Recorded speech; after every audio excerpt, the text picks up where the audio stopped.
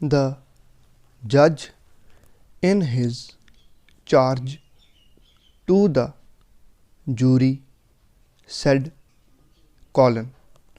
this poor boy's injury is very severe, and if what he states is right, it was due to the absence of a hooter on the car which Robinson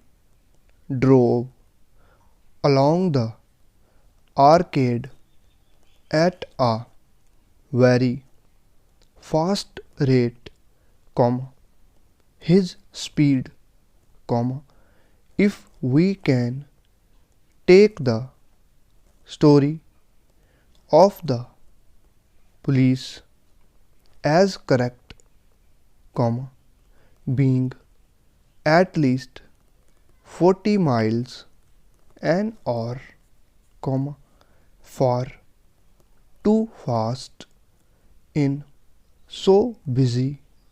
a thoroughfare, The boy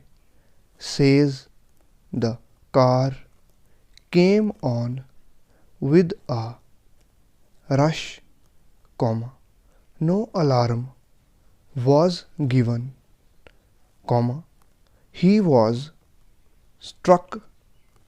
and thrown with a force so terrific as to break his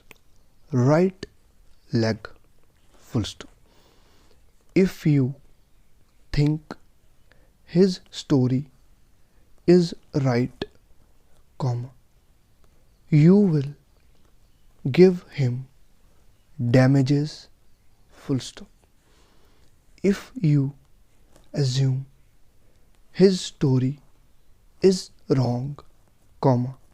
and if it appears to you the injury was caused by his own lack of vigilance, you will refuse him the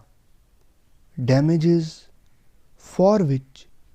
he asks. You must carefully weigh both the boy's case and the case as set out by Robinson and decide on the facts as they appear to you. Close.